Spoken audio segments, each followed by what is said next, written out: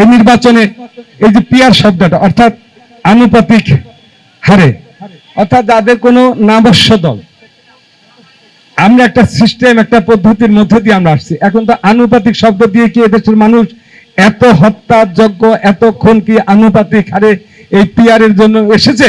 এই শব্দটা ছিল কখনো? ছিল অন্তর্বর্তী সরকার কি তত্ত্বাবধায়ক সরকার এসে এদেশে একটা নির্বাচন দিব, নির্বাচনের মধ্যে গণতন্ত্র রাষ্ট্র আনবে। তাহলে আজকে পিয়ার শব্দটা আসে কেন? এটাও ষড়যন্ত্র, নতুন করে ষড়যন্ত্র শুরু হয়েছে। আজকে আমরা আমাদের ঐক্যবদ্ধ হতে হবে, সাংবাদিক ভাইদের ঐক্যবদ্ধ হতে হবে, বুদ্ধিজীবীদের ঐক্যবদ্ধ হবে।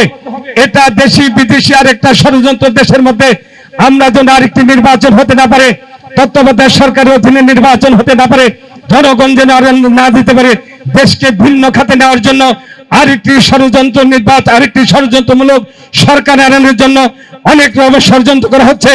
আপনাদের বলতে চাই, তারেক রহমান ঘোষণা দিয়েছে আন্দোলন আমাদের এখনো শেষ হয় নাই। যতক্ষণ পর্যন্ত নির্বাচন প্রতিষ্ঠিত না হবে, গণতান্ত্রিক সরকার বাংলাদেশের মানুষের কাছে ফিরে না আসবে, ততক্ষণ পর্যন্ত আমরা রাজপথে আছি, জনগণের পক্ষে আছি, জনগণের সাথে আছি। তাই আমরা ঐক্যবদ্ধভাবে আমরা প্রতিহত করব সমস্ত ষড়যন্ত্রকারীকে। ওই ষড়যন্ত্রের দল নিয়ে যারা এখনো কথা বলছেন তাদেরকে বলতে চাই, আপনারা ষড়যন্ত্রের পথ থেকে ফিরে আসুন।